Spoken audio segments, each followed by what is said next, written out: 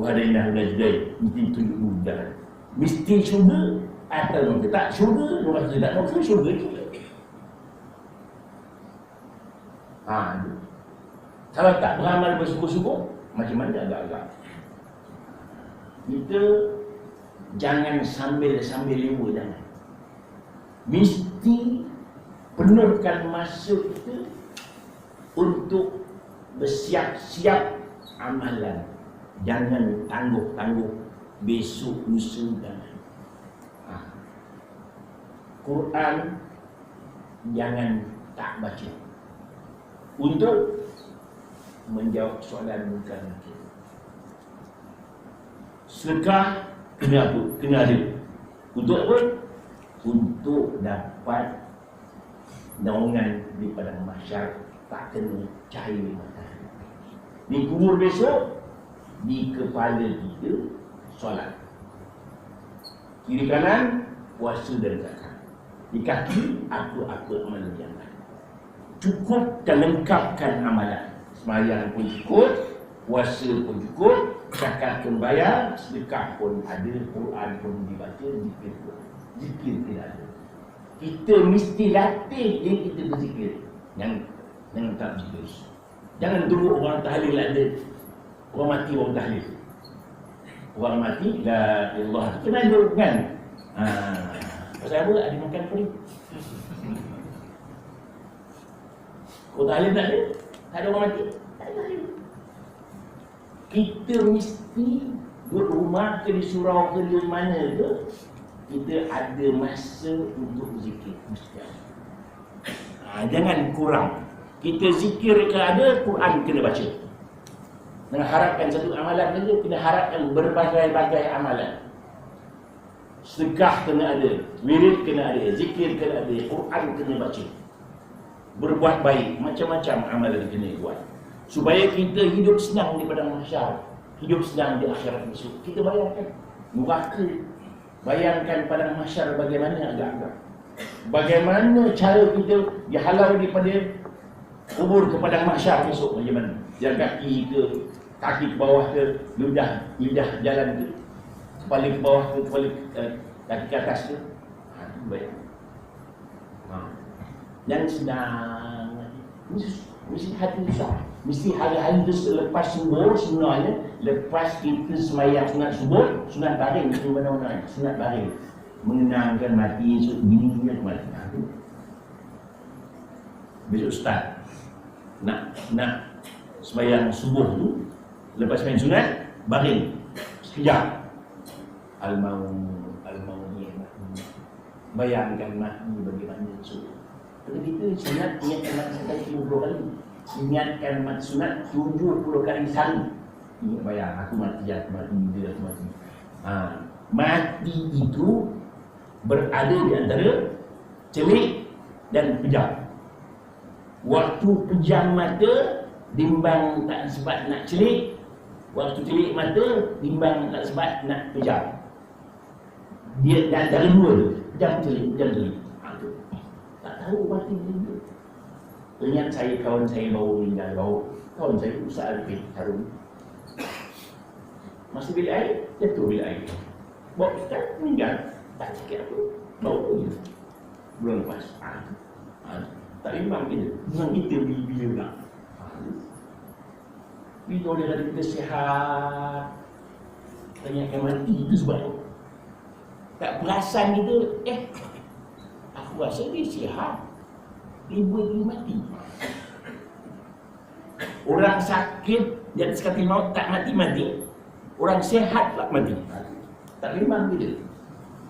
Yang kita sihat, suka sihat lagi bimbang. Mati tentulah. Sebab Fir'aun itu tak sakit-sakit. Fir'aun itu yang nyombong. Fir'aun itu tak sakit-sakit, gatal pun tak benar. Dia mengatal je.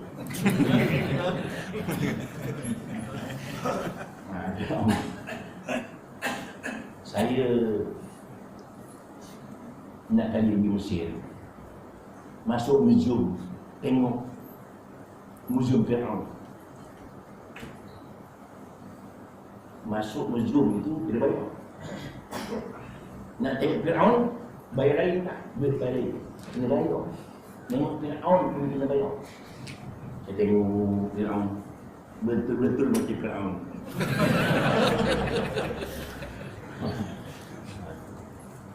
Pendek Fir'aun, pendek je.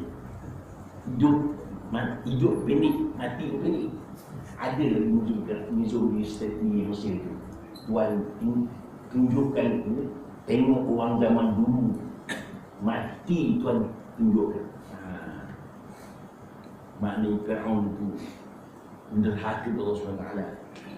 Tuan dia orang awetkan, ada sama sekarang. Tuan pergi dalam Mesir, tengok Fir'aun, tengok jalur ni, betul macam Fir'aun, betul. Fir'aun. Kita pun ada tidak sakit kadang-kadang. Sakit sebab itu ingat Allah Ta'ala. Air pun sakit. Tak sakit bahaya. Sakit Allah nak mampu lagi.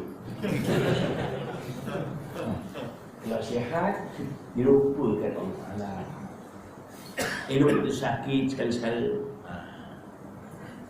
Demam, pahala pun dapat. Orang sakit ni, Tuan bagi pahala. Kalau mati, syahid. Itu sebabnya orang sakit ni, saya pesan dia, kena sabar.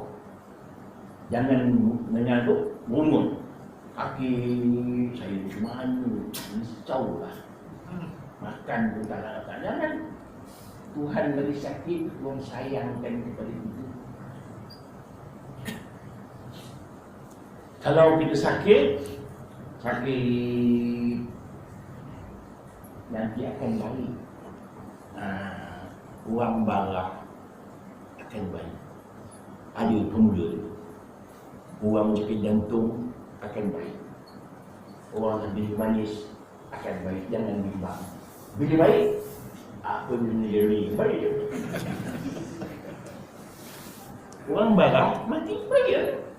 Orang dalam kubur buat sakit lagi ke? Tengok dalam kubur sakit lagi dia? Tak. Pahala dah dapat dah.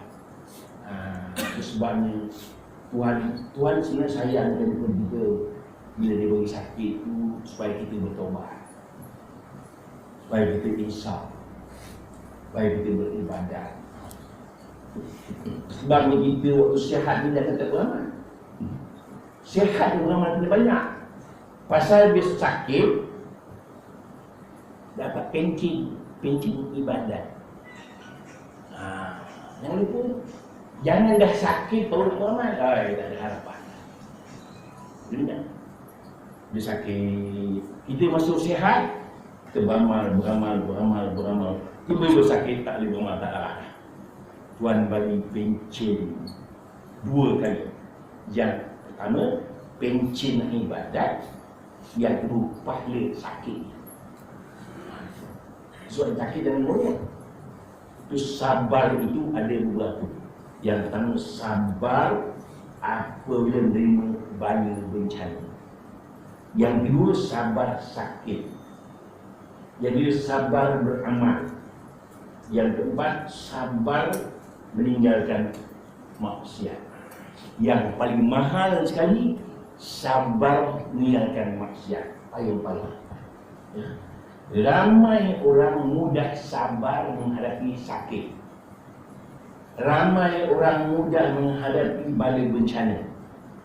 Ramai orang sabar menghadapi cubaan beribadat. Tak ramai orang yang mudah meninggalkan maksiat. Dengar. Dia boleh sembahyang,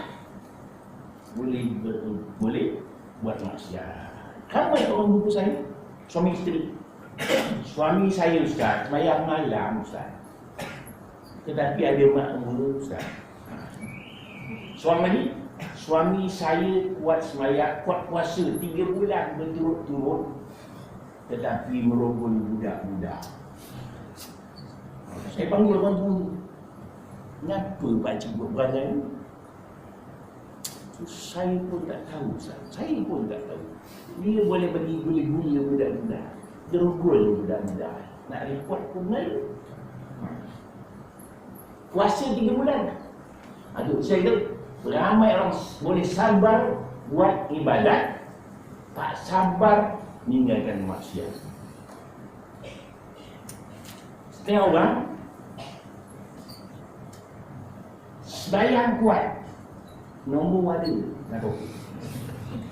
nak tengah sujud jatuh nombor. Bangun-bangun masuk ada nombor.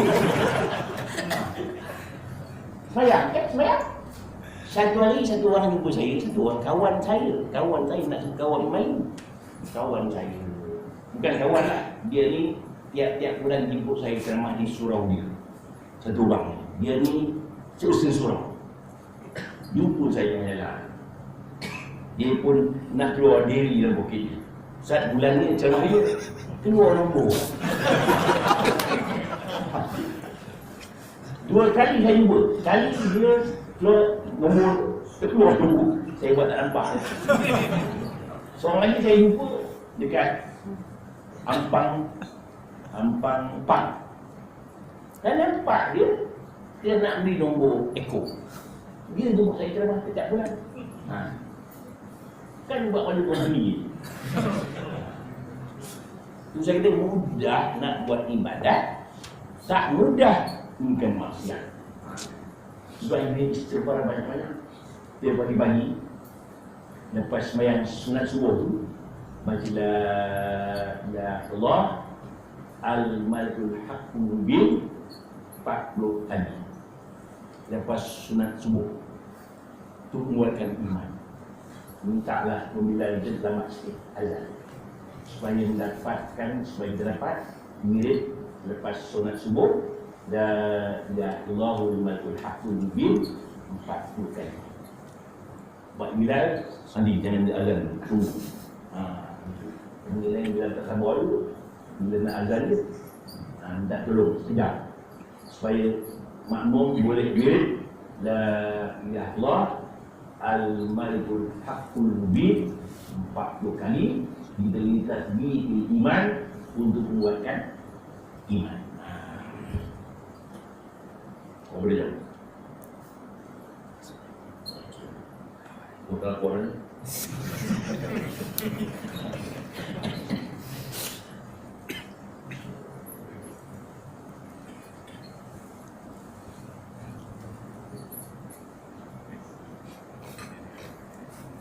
Yang kedua, wa hifzun ghalibun laysa lahu qana'ah.